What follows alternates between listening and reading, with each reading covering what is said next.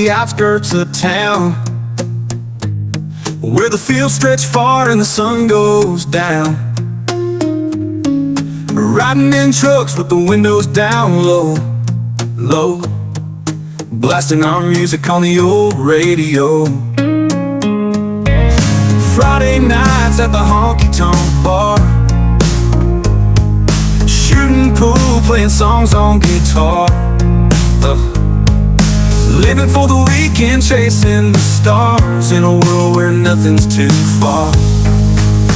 On the back roads and bar stools we made our stand, with dusty boots and country band. Living life simple, with a drink in our hand, in the heart of the Southland, we're taking a stand. We gather around the bonfire light,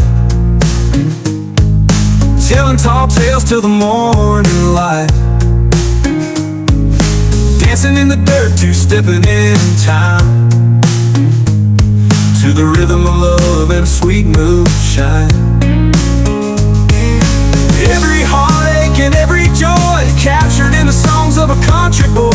We wrote our stories in the southern soil, with dreams too big to spoil. On the back roads and bar stools we made our stand, with dusty boots and country band. Living life simple, with a drink in our hand, in the heart of the Southland, we're taking a stand.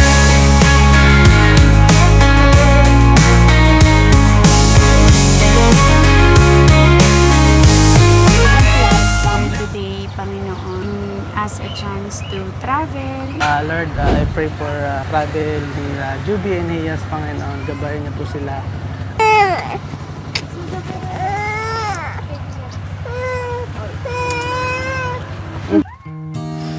Ito yung unang biyahe namin papuntang Bicol, kaya lahat ay excited. Hindi namin alam kung ano ang mangyayari sa daan, pero tiwala naman kami dahil nagdasal kami bago umalis. Sobrang importante nun bago ka bumiyahe ng napakalayo. How are you, Kuya Teo? Dala siyang coins. May bound siya. May bound siya. Pero dyan chichiri eh. Yaw na po. Yung 400 lang tayo. 400. Papunta na tayo na UP Town Center.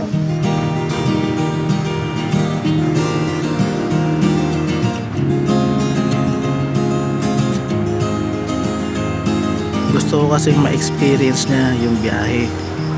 At syempre, para maging isa sa kanyang mga core memories na kasamang tatay niya, bumiyahe papuntang Bicol. At sa ganyang edad, nakaya niya. Tapos Marikina River. Wow, ganda nun, no?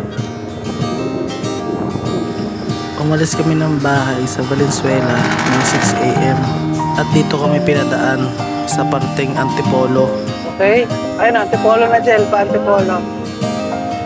Naiisip ko palang kinakabahan na ako. Dahil alam ko ang Antipolo ay puro pataas. Kayanin ni Tuti ang aming tuk-tuk na gamit papuntang Bicol.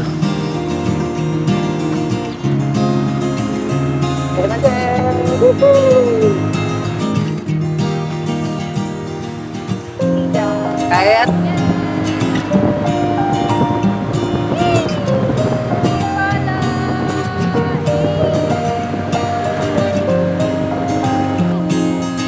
normal dito yan.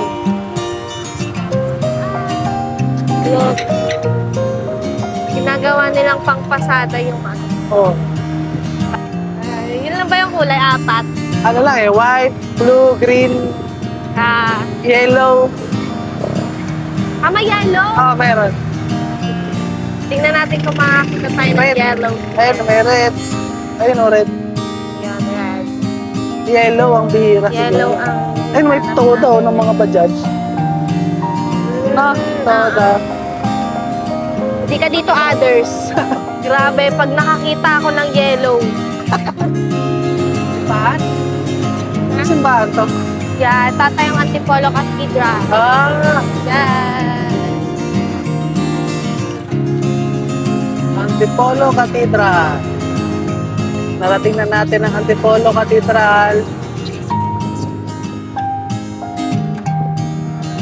Ayan!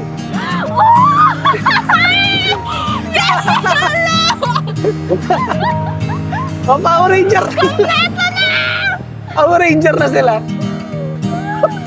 Kompleto ang Dapat mo yun ay magkakasunod yung kulay nila. kompleto ang barkada. Kasi hindi na videoan yung blue kanina ng maayos. Ay, na blue. Ay, Ayan, yung PBS yan. blue. Okay, kompleto na yung color. Okay na ako. Okay, ano? Nakuha mo na yung ano mo, Yes! target mo. Normal lang dito, eh, no? Cute.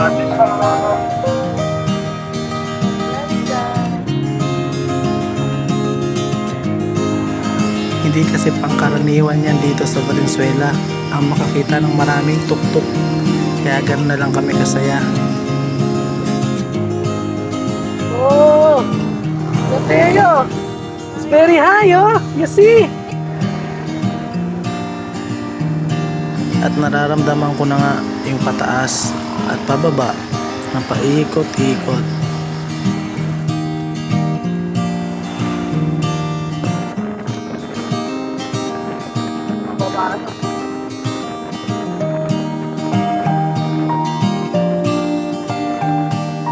Ako ng Real Cove na yan!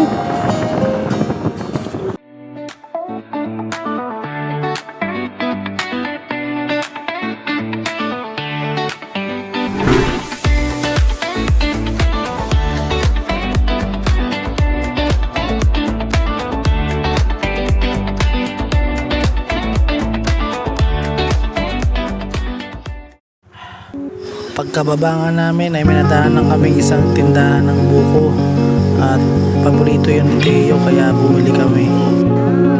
Grabe, hanggang ngayon pa rin talagang iniisip ko ang galing ni Tuti. Tapos, Ang dami niyang pinagdaanan na daanan sa pataas, pababa, paliko, lubak. Nasa Morong Rizal na tayo. Thank you Lord dahil ginabayan niyo kami sa aming biyahe.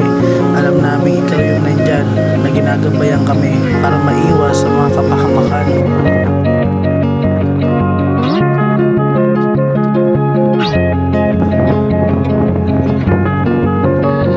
At nakarating na kami ng Pililya Rizal at dito ko rin naisipang huminto para magpahinga muna. Na lang muna. Uy, sarap ng hangin.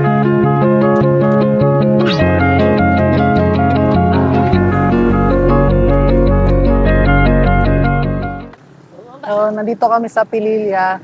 9:25 a.m. Nag-start kaming umalis sa bahay na 6 a.m. So, magpapahinga muna kami at mag-uunat-unat.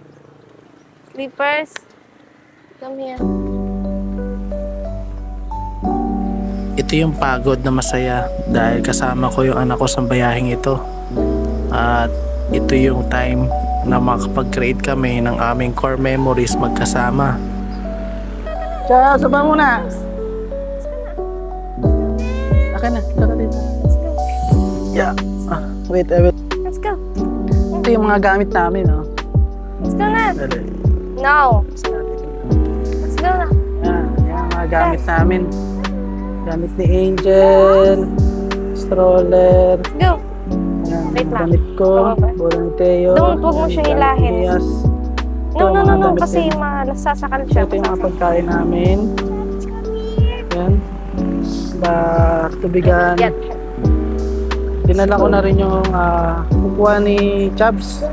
Dahil iiwan namin si Chubbs. So, ito na yung kulungan niya. Aray. Dala-dala na namin.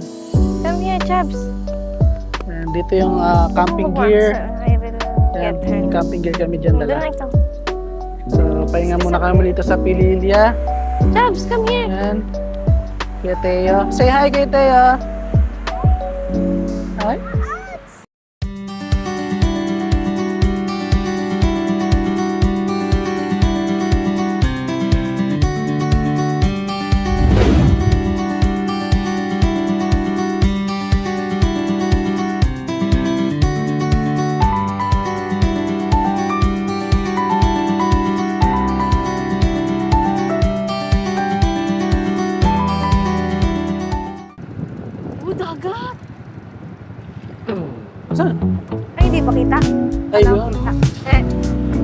Pakita ko. Dire-diretso.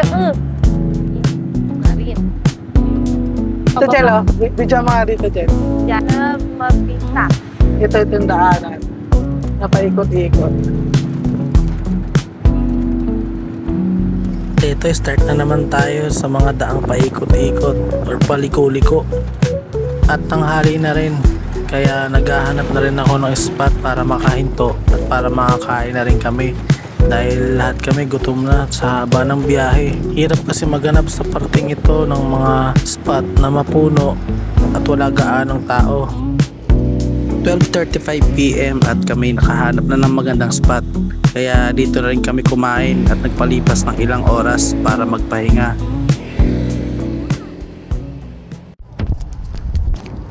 $400 po. Second gas natin 400.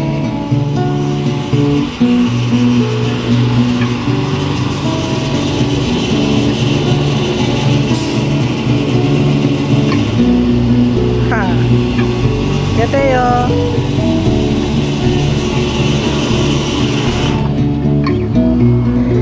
So makaka 400 plus 400 100 na yung gas natin. Nandito na tayo sa Pagbilaw Puso. Probinsyang-probinsya na yung nadadaan. Okay.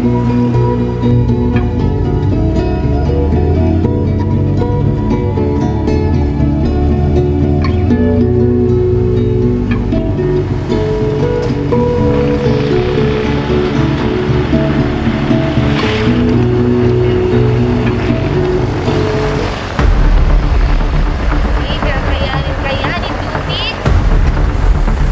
Please lang. At dito'y muli na naman akong kinabahan dahil isang mahaba at matarik na daan ang aming susulungin.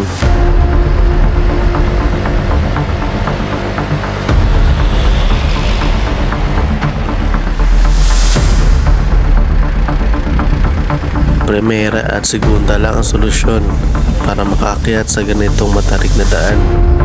Kaya yun ang aking pinagpalit-palit.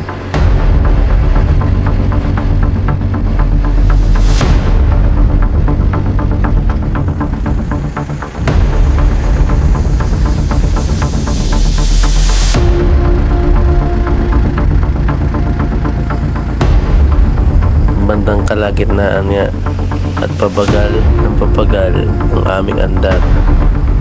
Naisip ko na lang kung kakayanin ba talaga ni Tuti. Pwede namang lumiko at mag-iba ng landas patungo sa Bicol.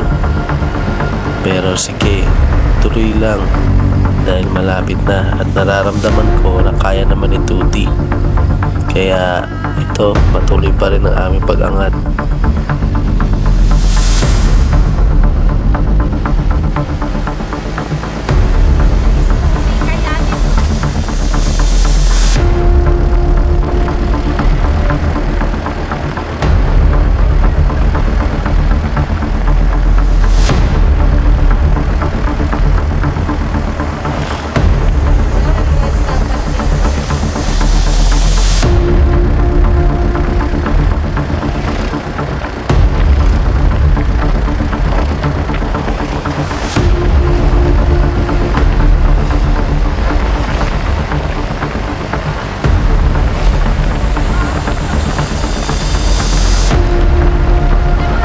At nung natanaw ko nga, ay grabe, napabalib mo na naman ako, Tuti. Isa na namang adventure na ating nalagpasan.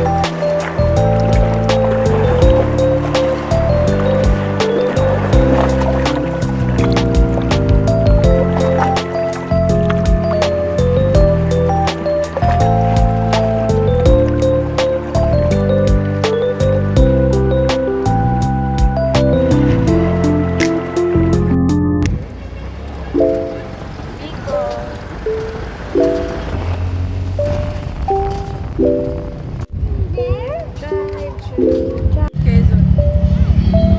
dito kami ngayon sa Calawag. Stopover muna. Ayan, si Kateo. And dito stopover mo sa may Jollibee. Medyo naramdaman ko na yung pagod. From 6 a.m. hanggang ngayon. Anong oras na ba? Hanggang 6:30 ng hapon. So, 12 hours. Now, nararamdaman ko na yung sakit ng kamay. Kaya nag-stop over muna kami para mamaya-maya tuloy-tuloy na. Dito kami sa Jollibee ng Calawag. Ayan.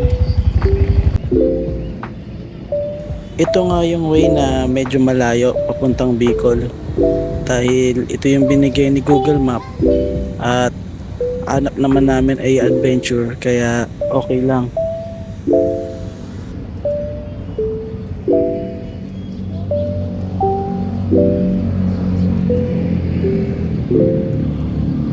At gabi na rin kami nakarating sa Arco ng Bicolandia. Gusto ko sanang videohan to ng maganda pero hindi na kaya. Pero okay lang, at least nakarating kami dito sa Bicolandia ng ligtas. Third gas natin. 250 po, premium.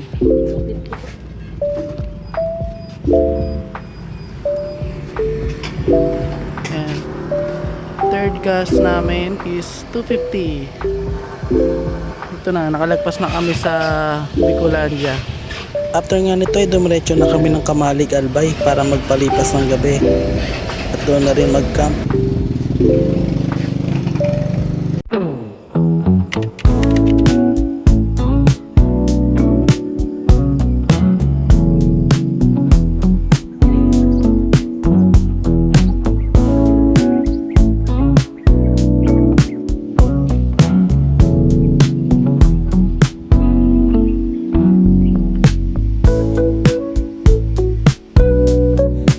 Alas 4 kami ng umaga nakarating sa Kitinan Ranch. Pero hindi pa daw sila tumatanggap ng mga late customers. Kaya hinantay na lang namin magbukas. Dahil sabi nung nagbabantay, alas 7 pa daw. Kaya doon muna kami sa labas para magantay magbukas.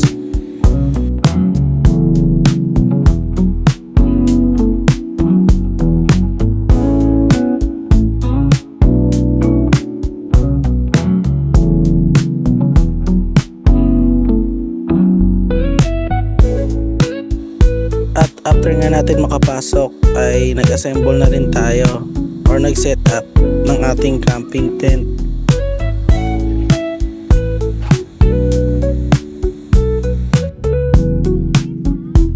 Nauna kasi kami ng isang araw bumiyahe sa aking misis at sa aking bunso.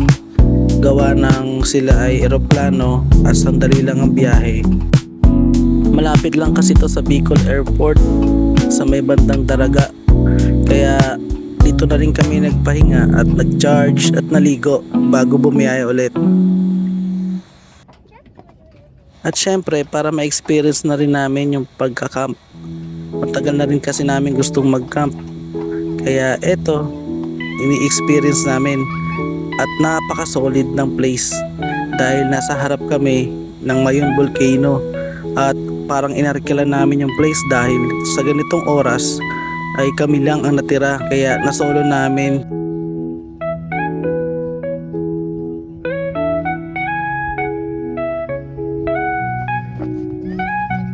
Teo, let's get water. Let's get water.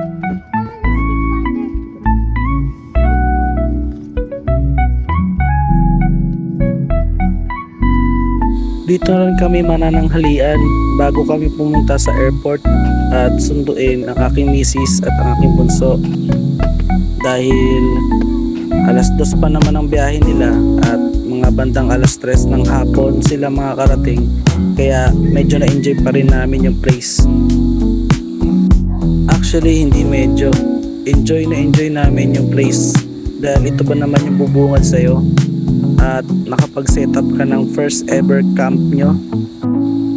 For sure uulitin namin to.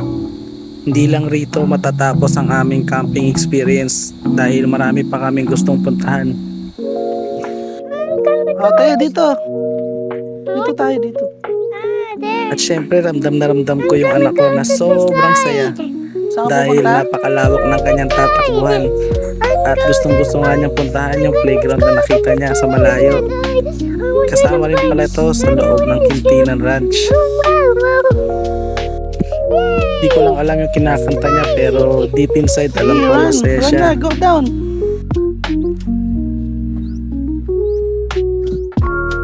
Punta daw siya sa playground. Yan. Pinagpipray ko na nga na kapag maulit ito ay kasama ko na rin yung dalawa para kumpleto kami sa mga experience na mararanasan namin sa pagkakamp.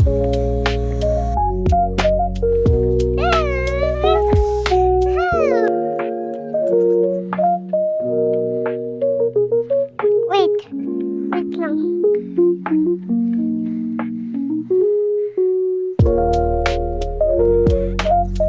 Slow. Ito naman!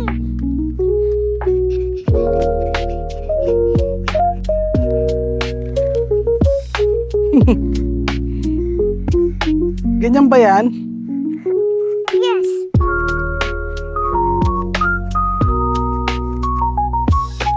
Kasya. Ate naman! Paano yan? No, I can't. I'm just scared in there.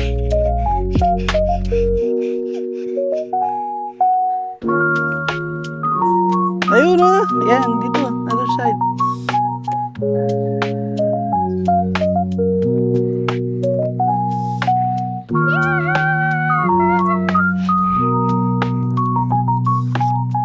Bah! Don't go there! Wait.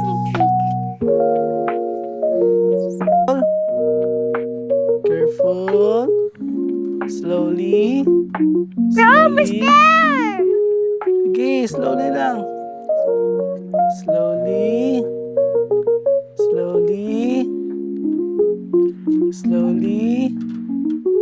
Slowly. Wow! Good job! Good job, Kuya Teo. You No, want to I'm climb? scared in there. You want to climb in there? Oh.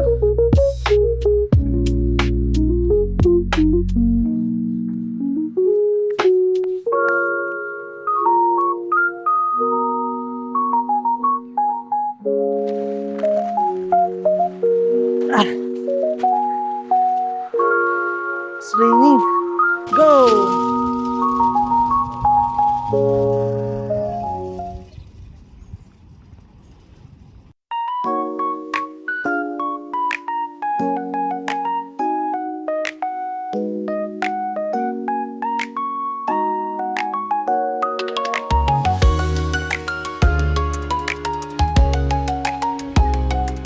Ito yung sad part sa pagkakamp. Bukod sa pagliligpit ng mga gamit ay iiwan mo na naman yung ganitong view na napakaganda at ikikip mo na lang sa iyong memories. Nice. Nature.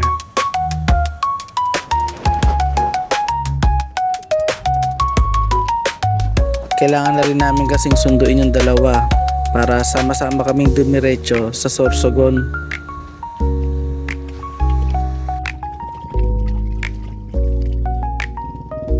Kung nakaabot ka man sa part ng bidyong ito, ay lubos ako nagpapasalamat sa oras na binigay mo para panoorin ang aming video.